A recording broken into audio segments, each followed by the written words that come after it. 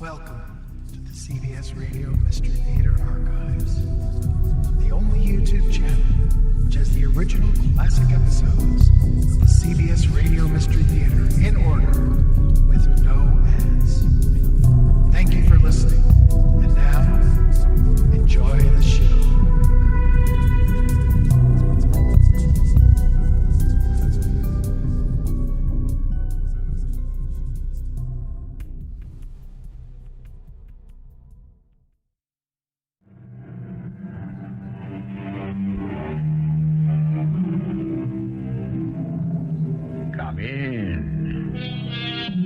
Welcome. I'm E.G. Marshall. Many of you within the sound of my voice will be present at the birth of the 21st century. Some among us were born a little too early for that. We'll just have to sit around and guess what life in the 2000s may be like. And one person's guess is as good as another's, except for the scientists who claim to have sort of an inside track on the future. They think, some of them, that they know where we're headed. Mike, the instruments here are going crazy. I think what we've been suspecting all along may already be happening, Doctor. I'm almost sure of it. Get into your choppers and head north immediately. Don't stop for a thing. It may be the end of the world.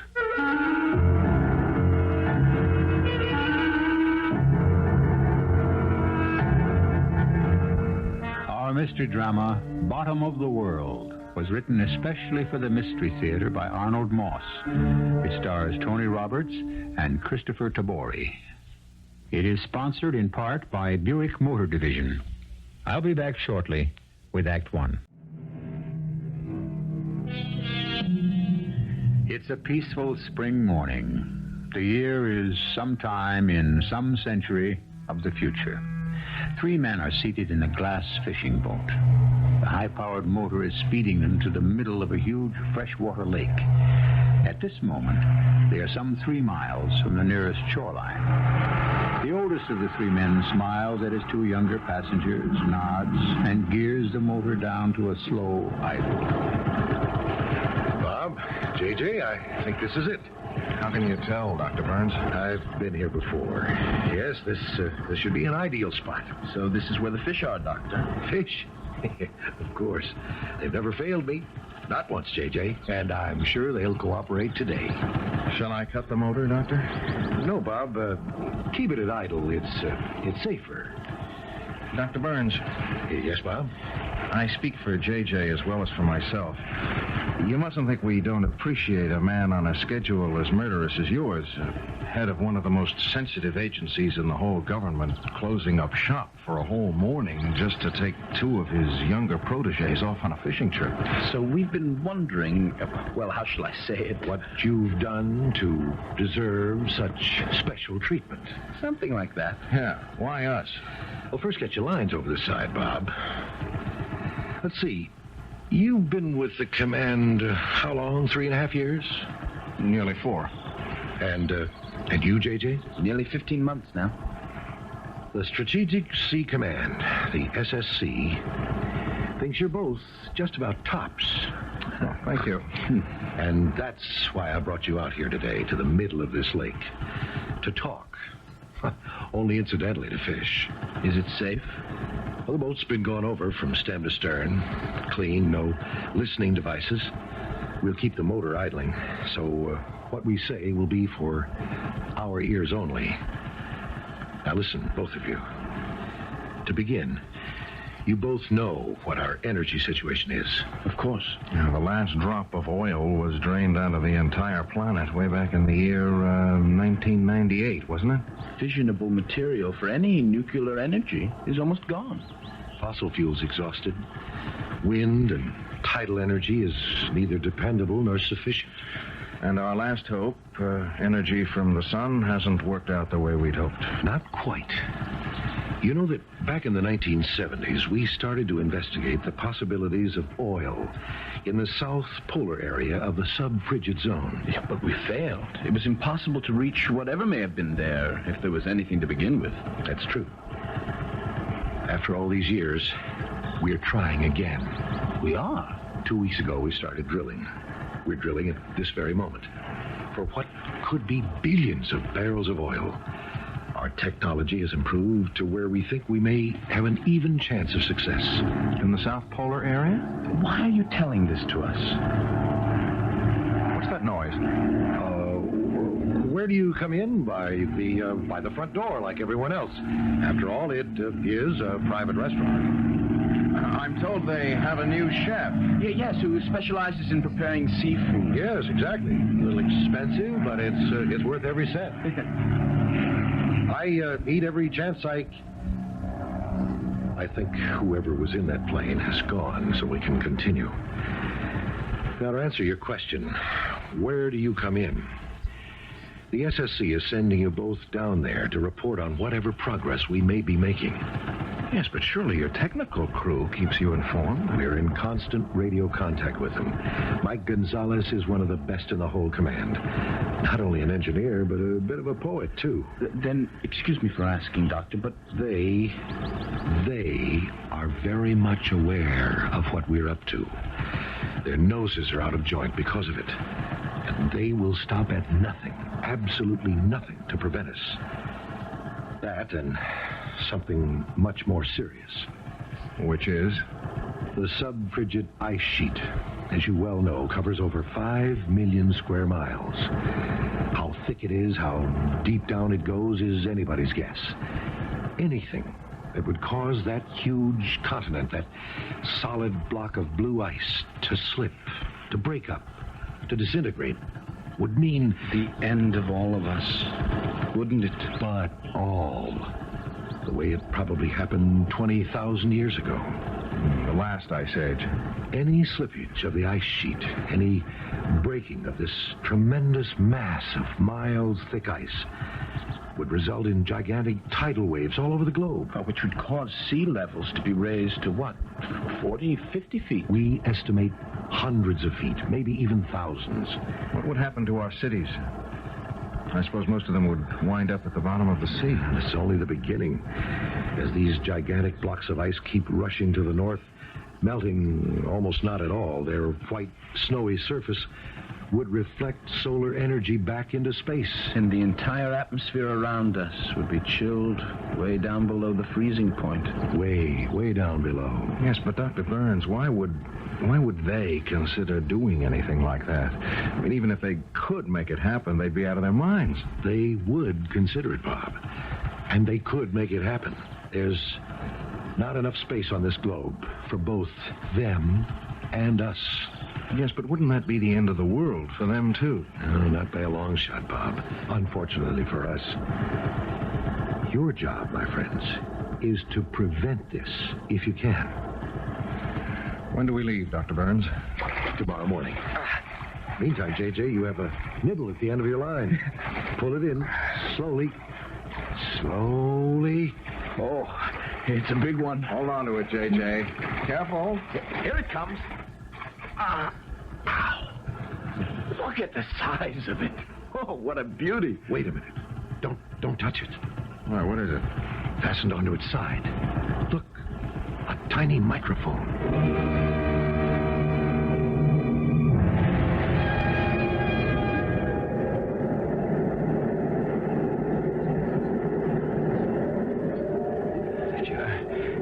See anything like this air down here, J.J.? Never, Bob. It's the first time in my life I'm able to see the air I'm breathing. It actually glitters. It's the ice crystals falling through the air. I remember reading about it. Clear air precipitation, it's called. Well, look. There's Mike Gonzalez waving to us from outside his work shack. Be with you in a minute, Mike. Take it easy, fellows. Let me get used to the altitude. He's right. Wow, will you take a look at those huge boulders? What crazy formations. It's as if some oversized monster had twisted them into those shapes. 60 feet high. They don't look real. Morning, Bob. J.J., you sleep well? Like a top. Yeah, same. The noise of the engines didn't bother you too much, I hope? Well, after the flight over the mainland, which I thought would never end, nothing could have stopped us from sleeping like a couple of kids. Well, let's go into the work shack. Quieter and a little warmer.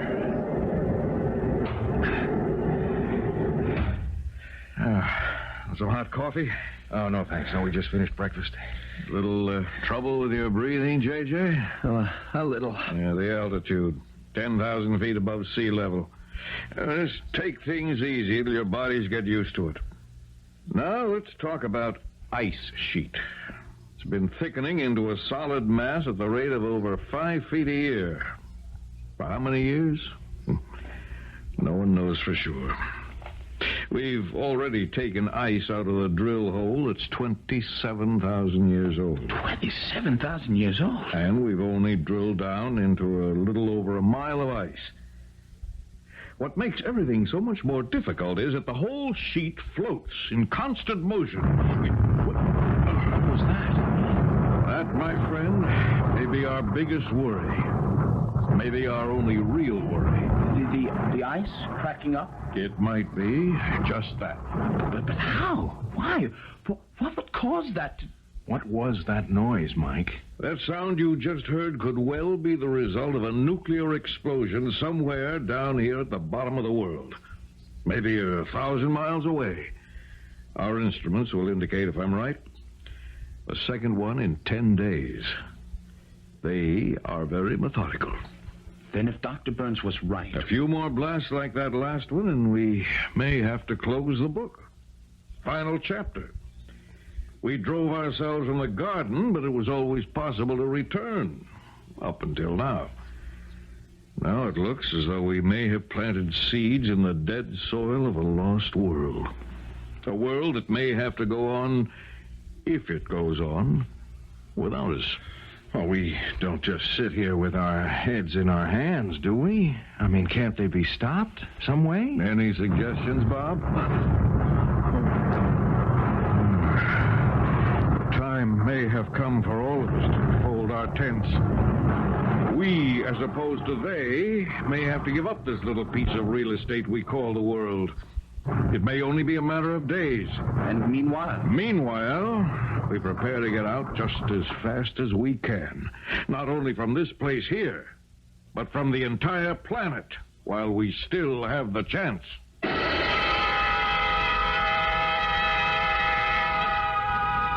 It's been said that a man begins to live only when he treats each new day as if it were his last.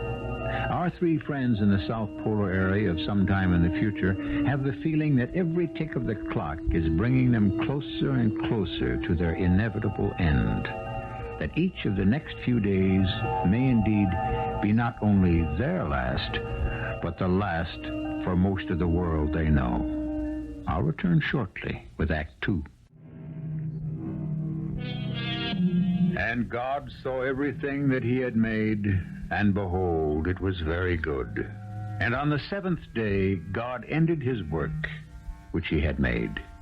Genesis chapters 1 and 2. But turn a couple of pages and we read, And the Lord said, I will destroy man, whom I have created, from the face of the earth, both man and beast, and the creeping things, and the fowls of the air. For it repenteth me that I have made them. Might this be the thought going on in the minds of the three men in the South Polar area of the sub-frigid zone at some time in the future as they listen to... It may be only a matter of days. And meanwhile? Meanwhile, we prepare to get out just as fast as we can. Not only from this place here, but from the entire planet while we still have the chance. And the first thing we do is to make contact with headquarters at SSC, Dr. Burns. And then I'm almost certain that all hell will break loose up there. Here goes. We've got over 1,000 rocket ships on the alert, ready to take off on an hour's notice, just for the eastern seaboard alone. Did you know that, Mike? Yeah, each one capable of taking on 1,000 passengers. Total 1 million. That's quite a few people. 1 million? Pretty small number for this particular job. Remember, there are over 10 billion of us all over the globe. Calling ODF. SSC calling ODF. Yes, I've got him. If I can just clear this channel. Burns of the Strategic C Command. Operation Deep Freeze. Are you there, ODF? Dr. Burns? That you, Mike? Yes, Dr. Burns. I was just trying to get through to you. I thought for a minute they might have jammed our wavelength. Am I coming in clear? Very clear. What the devil's going on down there, Mike? Why do you ask, Doctor? We've got some of those strange readings we got last week. The instruments are going crazy. In fact, there have been 2 sets of readings this morning, only minutes apart. What's up, Mike? I think that what we've been suspecting all along may already be happening. Yes, I'm almost sure of it, Mike. And they're putting just about everything they've got into those explosions. What are your orders? Mike, how long would it take to dismantle every bit of vital equipment? 3 days, maybe 4, depends. 4? Mike, I want you and your crew to destroy every piece of usable equipment you've got. Everything. Right away. Every motor, every machine, every instrument, except the radio. Leave that for the last. When do we start? Right now. Mike, we're at the point where every hour, every minute may count. You mean that we... The sub-frigid ice sheet has already begun to slip, broken up in over a dozen places. We'll follow your orders to the letter, sir. Then head back up here as quickly as you can. Load your men into the choppers. Head north for the mother ship, which is waiting for you. Now, Mike, we'll radio your assignment to a specific spacecraft on your way up here. Mike, this is it. So shake the ice out of your tails real fast, every one of you.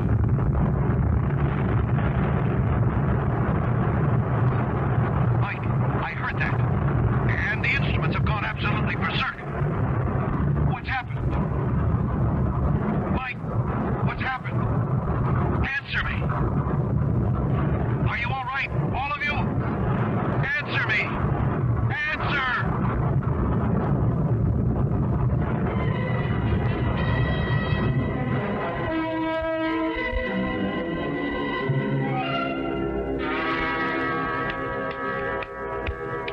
Come on, JJ. Come on. Wake up. Wake up. JJ, you all right?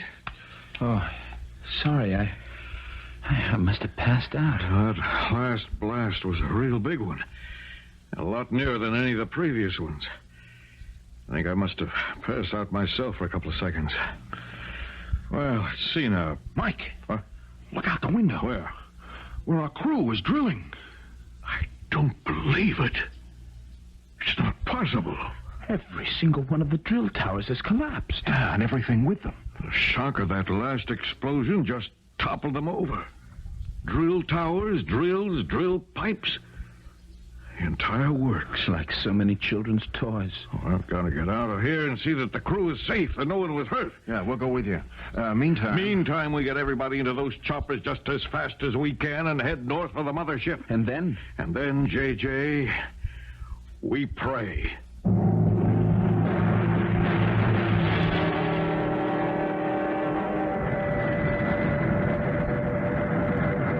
can all of us count our blessings. So far, thank heavens this mothership was waiting for us. Yeah, and here we are in it. Headed for where? Any idea, Mike? Specifically? No. All I know is that we're safe, that we get on one of the 1,000 rocket ships that are waiting for all of us. We head out into space in the direction of... In the direction of where? Your guess is as good as mine, JJ. There are a million stars twinkling out there in space. Other planets, other universes, even other galaxies. They go on forever, just swishing their way around infinity. And we'll be speeding towards some tiny star out there that we know in advance can sustain our kind of life. No, that's the whole idea. Start our civilization all over again. How did they ever get to the point where they could make all this happen? Oh, who knows? Some accidental freak of nature, then developed by a kind of planned breeding into a completely new race. A race that can withstand every extreme of temperature, from 200 below zero to 200 above. And their ability to survive either in the air or underwater. How do we explain that? Who knows? By some weird process of selective evolution, they managed to breed themselves into cold-blooded vertebrates. who look just like us, but act biologically like amphibians. Like frogs and salamanders. Exactly. With both gills and lungs at the same time, breathing partly through those thick skins of theirs. Yeah, but nothing can penetrate. Well, almost nothing. I suppose their ability to change their voices at will to sound exactly like us, or as if they were speaking from underwater, has to do with the fact that they are amphibians. Maybe. I wish we knew where we were, how close we are to our destination, wherever it is. If they hadn't blacked out every porthole, every window... That's a security measure, J.J. Yes, I know that. Gentlemen, will you please fasten your safety belts? Well, we're about to get some of our questions answered, I think. The captain has asked me to tell you that we are within a few minutes of landing at our predetermined base. After we land, you are asked to remain seated until the aircraft has come to a complete stop. Yes, but stop where? You're about to find out. All occupants will then proceed across the east runway to one of the rocket ships which is awaiting you. He hasn't said which one. Patience, J.J. And when he tells us which one, how do we find it? Proceed across the east runway? We have just received from SSC headquarters the designation of your particular rocket craft. Here he goes. The rocket craft reserved for passengers aboard this ship is Beta Epsilon number 203. I repeat, Beta Epsilon 203. It can be reached by boarding ramp C on your right across the east runway as you exit. Thank you. Now, did you get all of that, J.J.? Boarding ramp C on our right across the east runway to rocket craft Beta Epsilon 203. Couldn't be clearer. Right, now fasten your safety belt. Sorry. Brace yourselves for landing. Here it comes.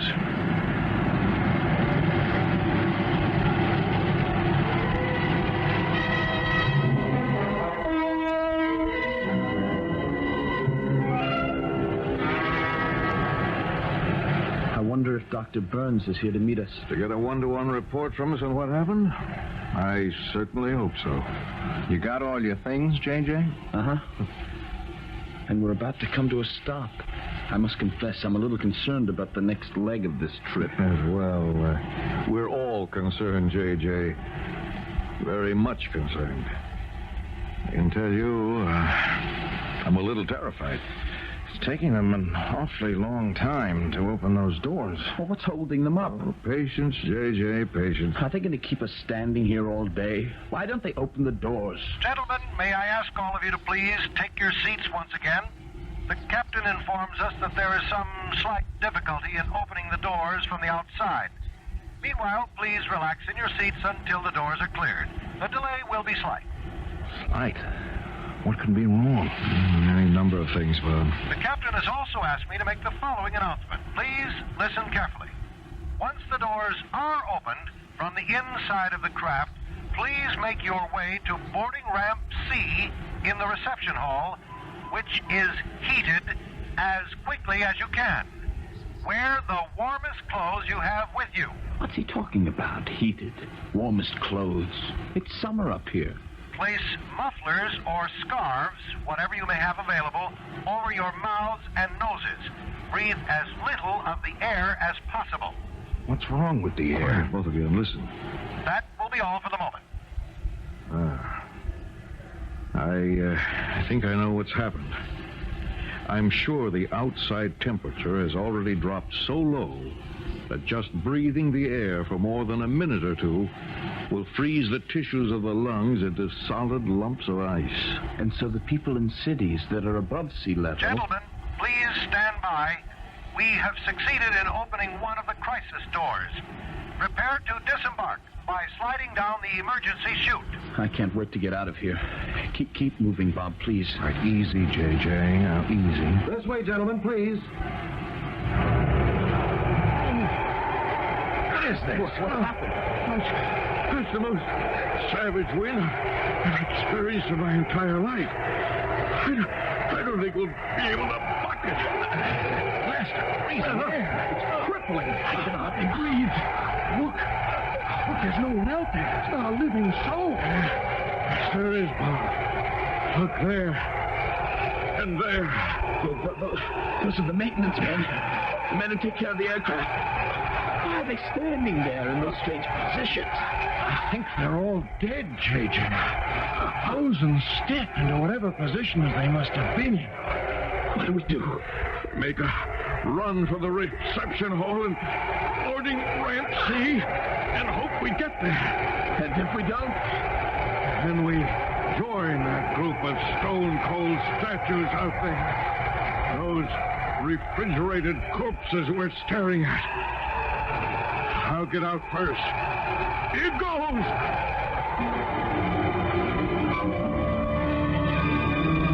Our three scientists make a dash toward survival to catch the transportation that will carry them away from a planet that's quickly collapsing about them. This, in the hope of colonizing a brave new world in the outermost reaches of space, a place safe from annihilation by a new race of destructive beings who want the world for themselves. I'll return shortly with Act 3. From Chapter 5 of the Book of the Revelation. And I saw a book written within and on the back side, sealed with 7 seals. And I saw a strong angel proclaiming, "Who is worthy to open the book?" And no man in heaven, nor in earth, neither under the earth, was able to open the book, neither to look thereon. No man today is privileged either to open that book of the future completely, or to reveal what lies ahead for all of us. But the scientists are doing their best to peek, trying hard. Now, we rejoin our 3 scientists. I don't think I've ever run so fast in my whole life. You, J.J.? Halfway to this hall, I was sure I'd never make it. Hey, you all right, Mike? A little weak in the knees and very short of breath. But we did make it.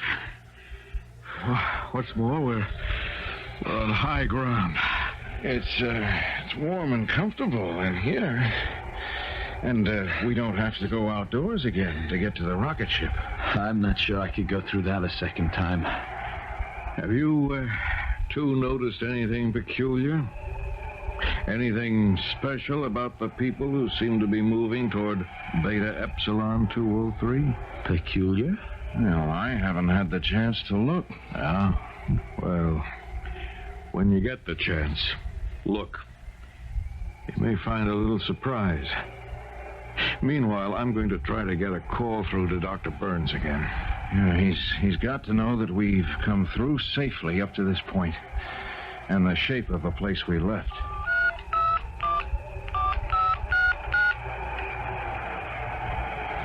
What's happening, Mike? Nothing. Absolutely nothing. This number doesn't answer. Mike, do you suppose that... I don't know how to say this.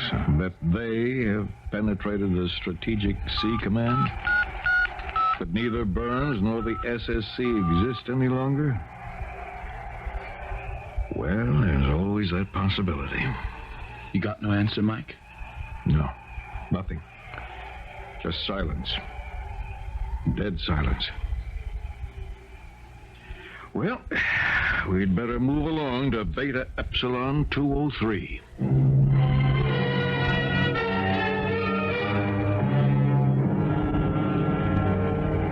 The ship is full. We've been sitting here over 20 minutes. Why don't they take off? Get us off this ground. Get the whole thing over with. I'm sure they're doing their best, J.J. You all that anxious to leave our little world? This is no round trip, you know.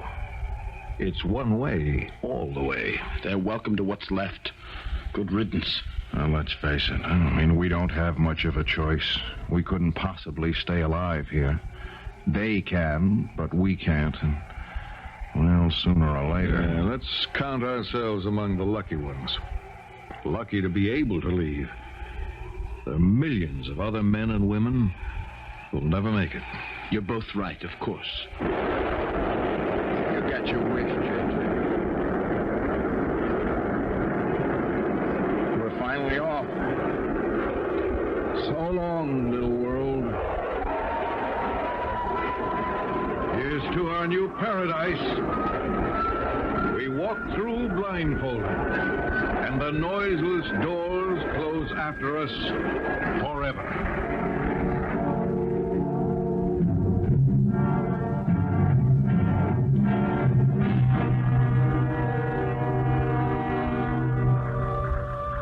As to being among the lucky ones, has either of you had the time or curiosity to take a peek at any of our fellow passengers? I have, and I must say I'm very impressed. Yes, I've noticed, too. Some of the leading brains and creative talents from all over the entire world. I've already counted 8 Moonstone Prize winners, half a dozen recipients of the Literary Scroll of Honor, the presidents of 5 different countries. Yes, I saw them as they were coming on. You know, this is quite possibly the most distinguished shipload of passengers that ever existed. 1,000 of them. About as many men as women. A good half of them young enough to help populate a brand new world. What you might call extremely careful planning. Indeed.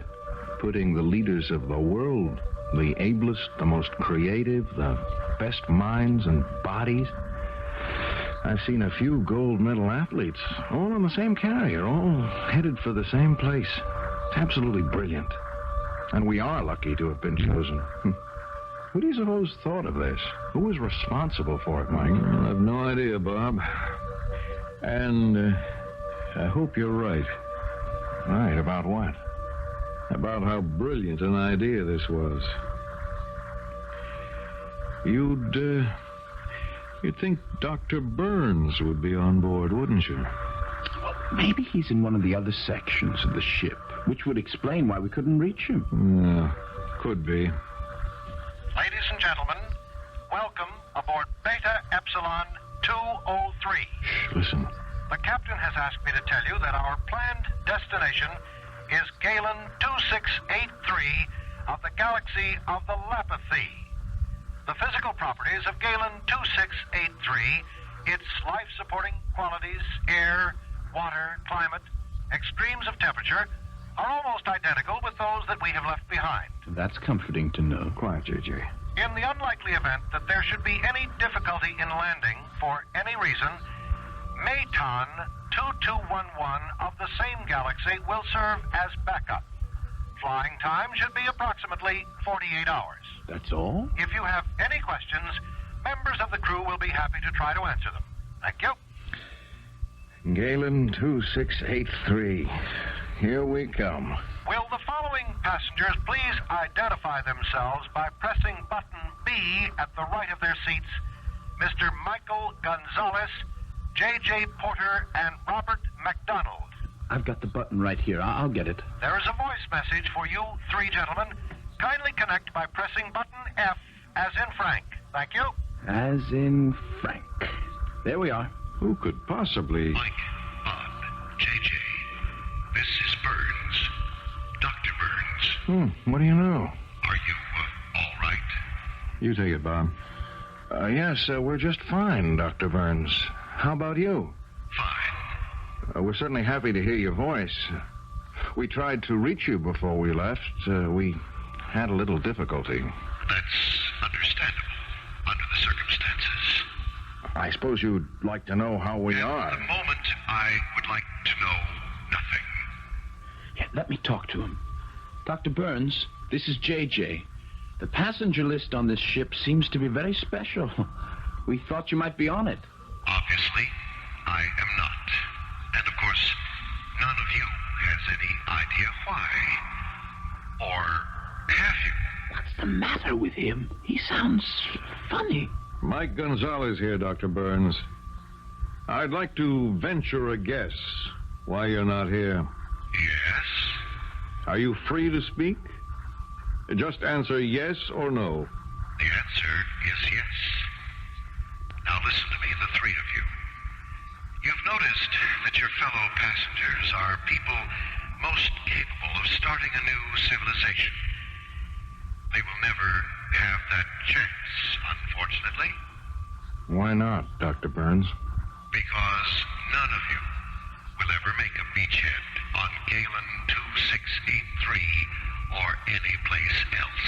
What's he talking about? We all know how efficient they are, do we not? They are nothing less than diabolical in working out their plans. That they do nothing without a precise master plan. So? Beta Epsilon 203 is part of that plan. A plan to exterminate every leader of the world all at once in one single blow. I don't believe this. Believe it. There's not a chance at even a few of you escaping or surviving. The end for all of you will be complete, final, and very neat. But we're headed toward a beachhead on Galen 2683. Isn't there any such place? Yes, there is. But not for you. In a short while, the rocket ship you're traveling on will explode, will disintegrate into space. Not a shred of any of you will survive. That's not possible. It's possible. Because that's the way we planned it. We? We. Those that you call they.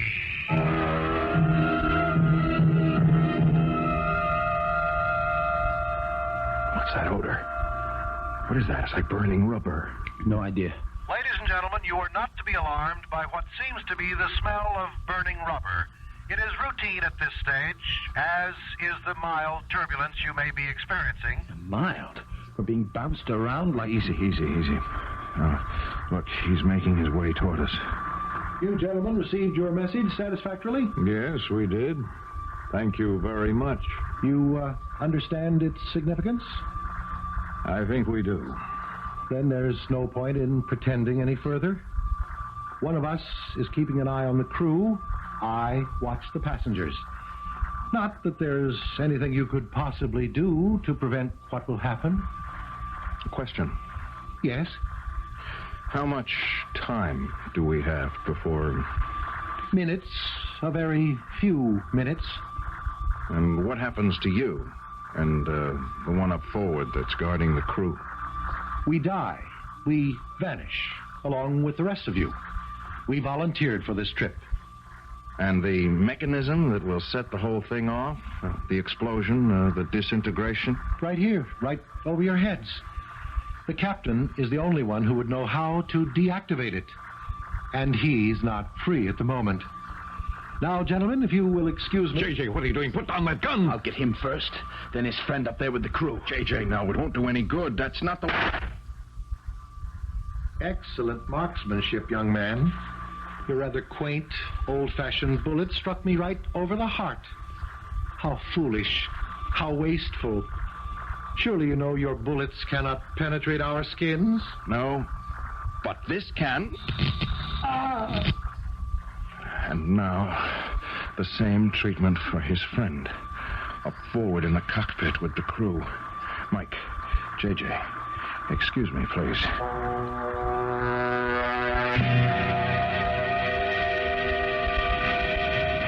You sure it's all right, General Dukes? Just make yourselves at home. Not too crowded, all three of us here in the control booth? Oh, plenty of room and a much better view.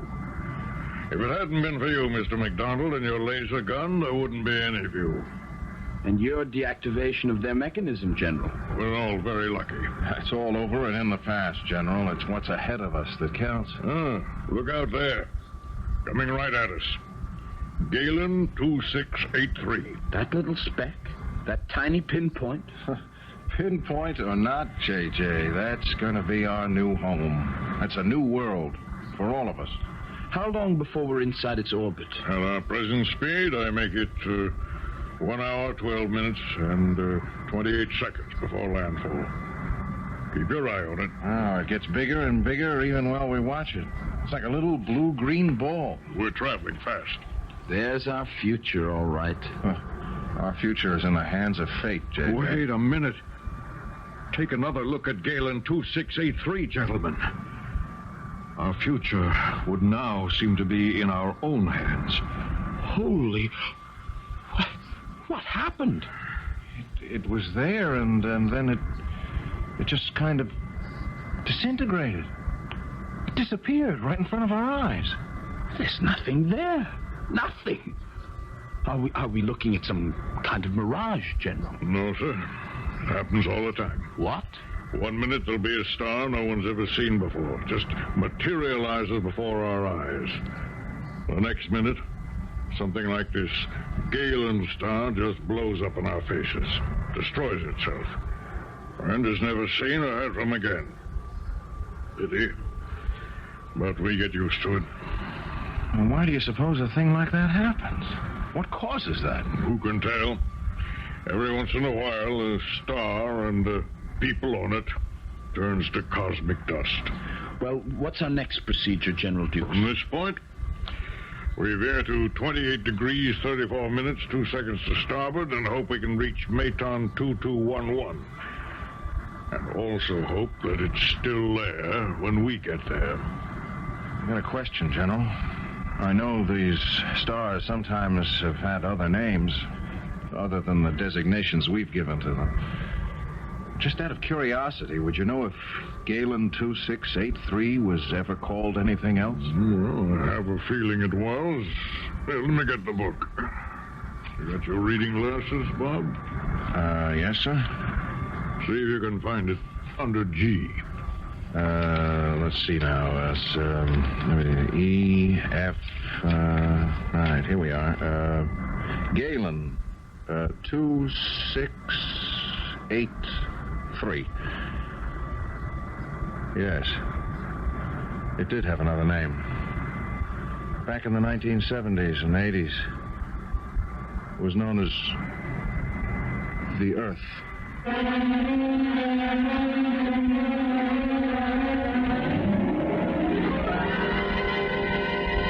As J.J., Bob, Mike, and their companions hurtle through space, bound for an obscure star hidden away in an endless cosmos, we wish them Godspeed. A journey that started in the frozen, sterile wastes of one world will terminate, we trust, on the less barren, welcoming soil of another, where they can build an exciting, fresh new world by profiting from some of the mistakes of this one. I'll return shortly. You may find it of more than passing interest that within the past 2 years, the Institute of Polar Studies of Ohio State University suggested the possibility of some of the things you heard in our story. In February 1977 at Edwards Air Force Base in California, a year's tests were begun at the Dryden Flight Research Center as a prelude to an altogether new era in spaceflight. A few days later, we read that the National Aeronautics and Space Administration, NASA, is accepting applications at the Johnson Space Center in Houston for what they call mission specialists. Just how special will these missions be? Our cast included Tony Roberts, Kristoffer Tabori, William Griffis, and Robert Maxwell. The entire production was under the direction of Hyman Brown.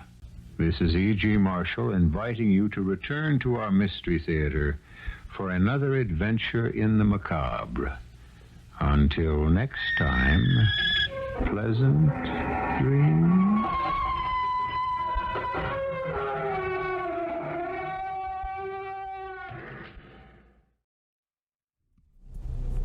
I hope you enjoyed this episode of CBS Radio Mystery